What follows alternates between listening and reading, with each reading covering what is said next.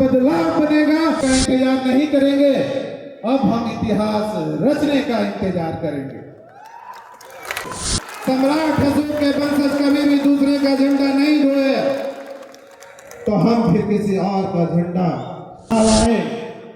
वादे हुए, वादा किया गया तुम्हें तुम्हारा हिस्सेदारी मिलेगा, लेकिन चुनाव आए और उनके वादे टूटे। ना तो हमें सत्ता में भागीदारी मिली और ना ही तो राजनीति में इतनी हिस्सेदारी मिली।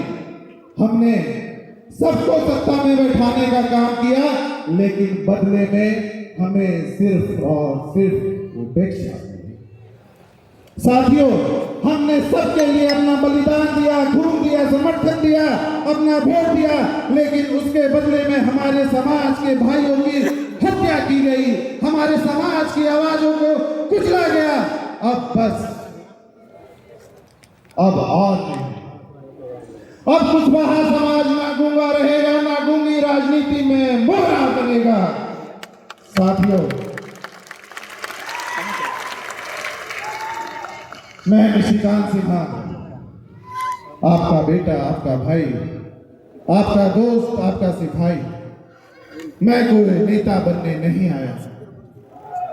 मैं सिर्फ और सिर्फ आपकी आवाज बनने आया हूं, आपका सम्मान बनने आया हूं, आपका प्रतिकार बनने आया हूं। और साथियों, मैं यहाँ कोई राजनीति समझौता करने नहीं आया। मैं यहाँ कोई राजनीति समझौता करने नहीं आया हूँ। मैं आपके हक और हिस्सेदारी की लड़ाई लड़ने आया हूँ, आपका सम्मान को दिलाने आया हूँ। और मैं आप लोगों को वादा करता हूँ कि जहाँ न्याय होगा, निशिकांत वहाँ आवाज बनकर खड़ा रहेगा, और जहाँ अत्याचार होगा, निशिकांत वहाँ तलवार बनेगा, और जहाँ समाज को पीछे छोड़ा जाएगा, निशिकांत वहाँ बदलाव बनेगा, और जहाँ समाज को दरकिनार किया जाएगा, निशिकांत वहाँ ढाल बनेगा, और जहाँ आपका सम्मान छीना जाएगा, निशिकांत वहाँ प्रतिकार बनेगा। साथियों, अब हम सिर्फ जातीय गणना तक नहीं सीमित रहेंगे, हम अब मुख्य निधि निर्धारक बनेंगे। और हम सिर्फ सहयोगी नहीं, अब हम नेतृत्व करेंगे। और हम सिर्फ अब भाषणों में नहीं, अब हम बिल संसद और सरकार में दिखेंगे। अब हमारी एकता को कोई तोड़ नहीं सकता, और अब हमारे समाज को कोई रोक नहीं सकता। अब हम इतिहास देखने का इंतजार नहीं करेंगे, अब हम इतिहास रचने का इंतजार करेंगे। और आपका बेटा, आपका भाई, आपका सिपाही आप लोगों से वादा करता है, और मैं एक संकल्प लेता हूं कि मैं अपने समाज के लिए, मैं अपनी शक्ति, मैं अपना नेतृत्व और मैं अपना भविष्य इस समाज को देने के लिए अपना जिस्म का, खून का एक एक कतरा इस समाज को समर्पित करता हूं, समर्पित करता हूं। साथियों,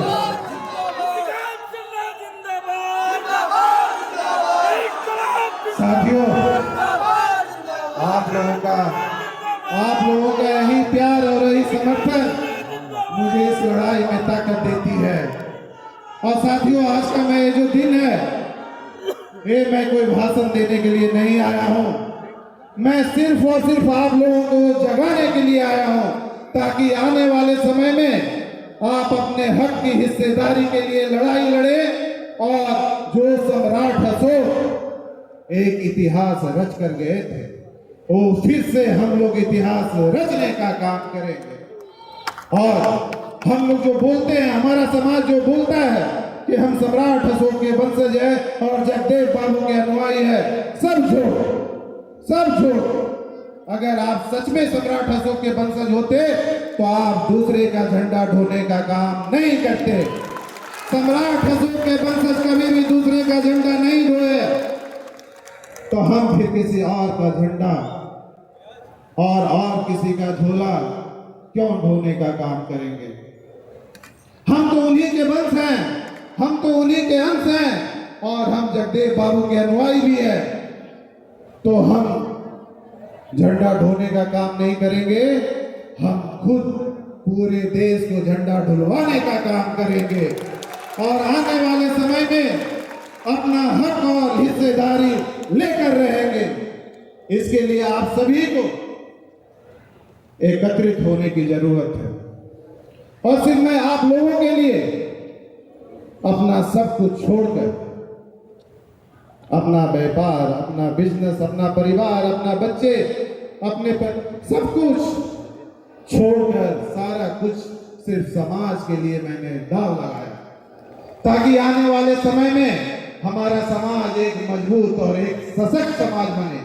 आने वाले समय में हमारा 90% समाज को उनके हक और हिस्सेदारी मिले और आने वाले समय में हमारा बिहार एक विकसित बिहार बने। इसके लिए साथियों, आप सभी को अपनी सोच को बदलने की जरूरत है और एकजुट होकर लड़ाई लड़ने की जरूरत है।